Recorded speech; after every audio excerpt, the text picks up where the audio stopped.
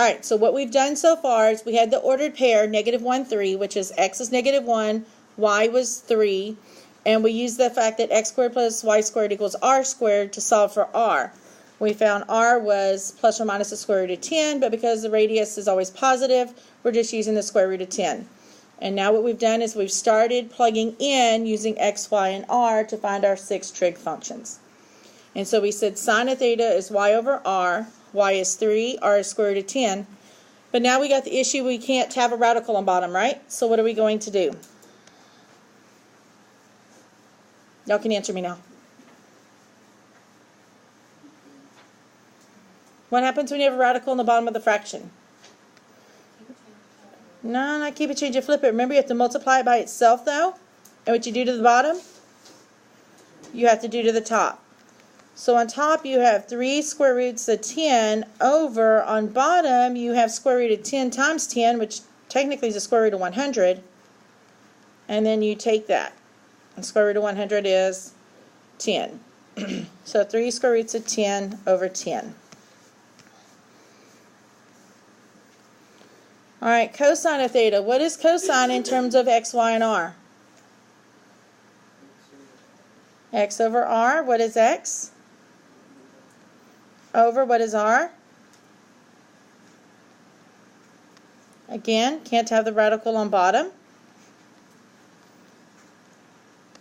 So we have negative square root of 10 over 10. Good, because it's square root of 100, which is 10.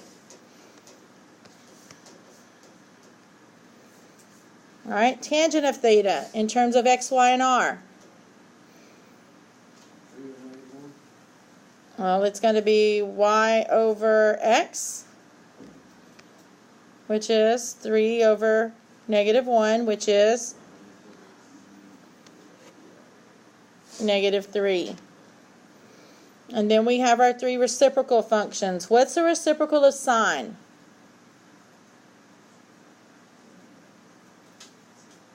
Remember, the 2 s's cannot go together, the 2 c's cannot go together. So sine must be cosecant. And cosecant is reciprocal of sine, so that means it's r over y. You don't have to memorize all of them. Memorize the first 3, your sine, cosine, and tangent. And as long as you know which reciprocal functions are which, you know reciprocal means to flip the fraction. Alright, so r is the square root of 10, y is 3, and we don't need to do anything else to that. What's the reciprocal of cosine? Secant. So that means it's r over x.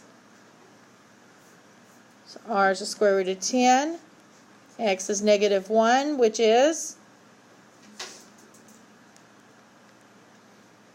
negative square root of 10. And then our last one, what's the reciprocal of tangent? Yeah, cotangent.